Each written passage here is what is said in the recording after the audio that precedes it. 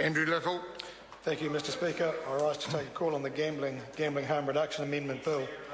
And say, Mr Speaker, that I acknowledge the member Te Ururoa level and acknowledge the honourable intentions he had in bringing this bill to the House and addressing what is a growing issue and a growing problem for many communities. And he was right in his motivations and in his intentions to want to get some sort of meaningful redress for the issues that we are now seeing emerging in our community. I think in fairness, however, when we had a look at the original bill, it probably treated the issue too crudely. It probably treated the issue with a one-size-fits-all solution, and a more shall I say, nuanced approach was probably required. Because the truth is that many Kiwis enjoy a little flutter. They enjoy a day at the races, and they enjoy getting their lotto tickets, and some indeed enjoy going down to the local RSA, to the Cosy Club, to the Working Men's Club. Pardon the sex's name, but I didn't call them that. They go down and they enjoy a bit of camaraderie, a bit of fellowship, and the odd flutter on the pokies. But there is a more insidious end of the industry too, and it's that part of the industry that jacks up deals with hotels, with other public bars, and makes somewhat dubious arrangements with various sports clubs who are required to patronise the bar, people who are required to do various things in order to win grants or awards from the pokies that occupy the particular licensed premises. And so Te Ururoa Flavel was right to want to address that issue and those establishments, and to make sure that we had a set of regulations and a legal framework that reflected the modern era and reflected the modern problems with gambling. In particular, the extraordinary growth in the poker machines and the extraordinary growth of those machines outside the more convivial, more, I think, socially aware environments of the Cosy clubs, the Working Men's clubs and the RSAs. Mr Speaker, what was clear that we had a piece of legislation, a member's bill, that went to the Select Committee that was ripe for good quality discussion, some good attention and refining, and aiming at those mischiefs that were really crying out for a remedy. What in fact we had from the government members on the Select Committee was a complete denial of the problem and of the issue, and a failure to face up through this bill to what was needed, or what is needed, to address those issues.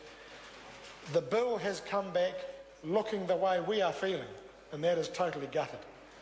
And it does not deal effectively with the harm minimisation measures that one might expect in the 21st century to see in premises where there are a large number of poker machines. Really, the only meaningful thing it does now is facilitate or allow the transfer of large numbers of poker machines from one set of premises under the licensing control of a local authority to another set of premises without reduction and without minimisation. And to that extent, Mr Speaker, it simply does not go anywhere near to achieving the original objectives set forward. And so, sir, from my point of view, I feel very disappointed that here was an opportunity we had as a House, albeit through a member's bill, to deal with this issue. In an ideal world, it would have been a government bill. A government minister, probably the Minister of Health, would, in an ideal world, have taken this issue seriously and would have worked with officials and had the benefit of the full power of the bureaucracy to get good advice and good drafting instructions and put together a bill that met the problems that we know exist in the community when it comes to gambling. But that is not what this government did. They left it to Te Ururoa Flavel, who has acted honourably and nobly, putting this bill together to try and address this particular problem. Mr Speaker, this bill still does not address the issue of the pokey trusts, the very powerful organisations that control and manipulate not only the presence of the poker machines, but the distribution of their funds. It does nothing to address some pretty untoward behaviour that we know happens, where conditions are put, effectively conditions are put on grants, and people are required to behave in certain ways. This bill doesn't deal with it. It doesn't go anywhere near it. And so this bill, rather than trying to manage effectively the existence and the growth of poker machines, simply lets the existing arrangements continue. We know that the original bill caused some anxiety amongst those members of the community, the RSA clubs and the others, the chartered clubs, who took, or at least approached, the presence of pokies in their premises somewhat differently. And the elderly folk who enjoy going down for a quiet sup with their mates down at their local club, and also occasionally enjoy a flutter, they need not have felt threatened by this piece of legislation had it been able to be processed properly and carefully and with a good set of principles and some good information behind it. But that sadly didn't happen. The bill was entirely derailed. And I have to say I take some umbrage, to be honest, Mr Speaker, when I hear members opposite like Sam Lotu-Ainga who come here crying their crocodile tears, worrying about people in the community. He has no concern about them at all.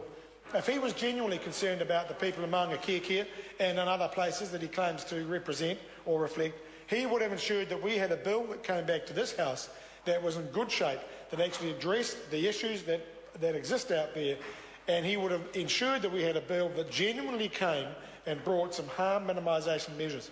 Instead, what we have is a bill that has been entirely sliced and filleted and gutted, and anything substantial and significant, and indeed I might add, Mr Speaker, anything positive, has been removed from it. That is not the way we ought to be dealing with these sorts of public health issues. And these issues that we know are capturing a growing number of people. We have the estimate from the Problem Gambling Foundation that anywhere between 10,000 and 60,000 people in any 1 year can be affected by problem gambling. That is an issue that cries out for serious attention. It cries out for serious attention by the government, but in the absence of a government minister taking responsibility for it, then it cries out for attention by this House.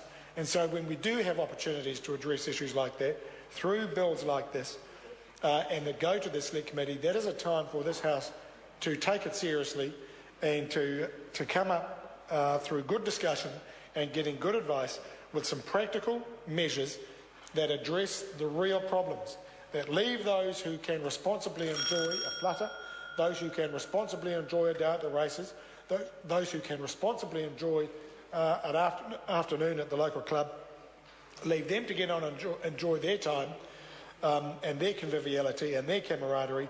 But those who enter the realm of addiction and problem gambling, they are the people who need attention.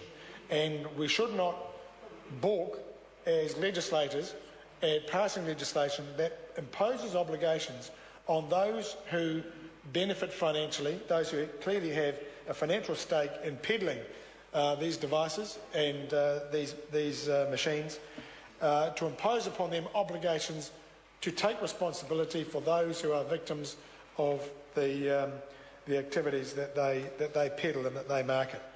There's nothing wrong about that. There's nothing unethical about that. That is a responsible thing for us as legislators to do. Here we had an opportunity to do it, but because we have a government that is timid in the face of interests like the powerful gambling interests, the powerful pokey trusts, their knees shake at the mere mention of them, and they simply do not have it within them to take seriously these particular issues. So it is disappointing that we get to this point, and for me to say that from my point of view, I would be voting against this because it is a bit like the last piece of legislation we considered completely meaningless. Asanati Lolly Taylor. Thank you, Mr Speaker. New Zealand First remains unchanged in its position on the Gambling Harm Reduction Amendment Bill.